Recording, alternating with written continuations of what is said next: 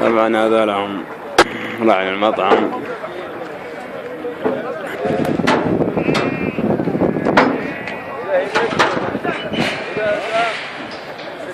هالطويل الهبيل هذا ما غير يورد شيء في السوق.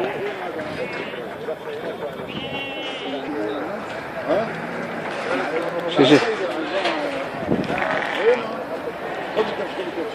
نبغى يجرجرها.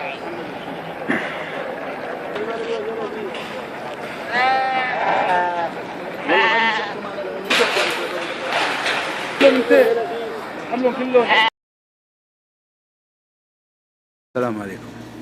بالله هذا منظر، أقسم بالله منظر مؤسف. يعني جار ذبيحة ميتة خلقة أصلا جربة، وين بوديها؟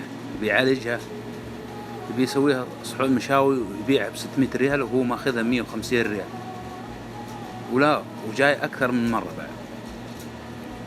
كل يوم نشوف مقطع، كل يوم نشوف مقطع إن في شخص يوثق صاحب مطعم أو مدير مطعم إنه يروح يشتري بنفسه ومن السوق غنم مريضة وغنم كبيرة. بس يعني لو في رادع هالمنظر هذا ما راح نشوفه، لو في قانون هالمنظر هذا ما راح نشوفه.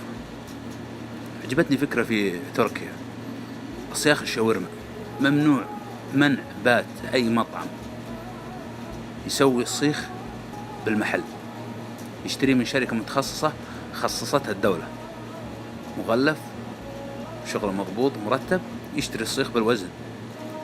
إحنا ليش ما نطبق الفكرة هذه؟ حماية مستهلك، وزارة التجارة، وزارة الزراعة، ليش يعني مو قادرين يحطون قانون إنه يمنع منع بات أي دخول ذبيحة كبيرة بس في السوق، ويخالف عليها يتعاقب عليها، الدلال يتعاقب عليها، اللي جاي يبيعها يتعاقب عليها.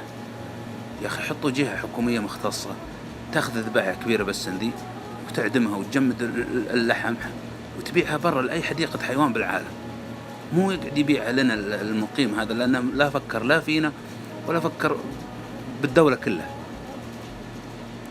أتمنى أنهم يطبقون الفكرة هذه، تكون جهة مختصة تمنع هذه المناظر، تكون مختصة بأن أصحاب المحلات والمطاعم يشترون من عنده. على الأقل ناكل شيء نظيف. الدجاج غش، الذبائح غش، حتى السمك غش. وش بقى ناكل؟ العالم كلها مرضى، سبها الأعمال الوافدة هذه اللي لا يخافون الله وهم الربح، والله ما هم المواطن. أتمنى أن تطبق الفكرة هذه، وأتمنى أن يطلع قرار يلزمهم بالشيء ذا. السلام عليكم.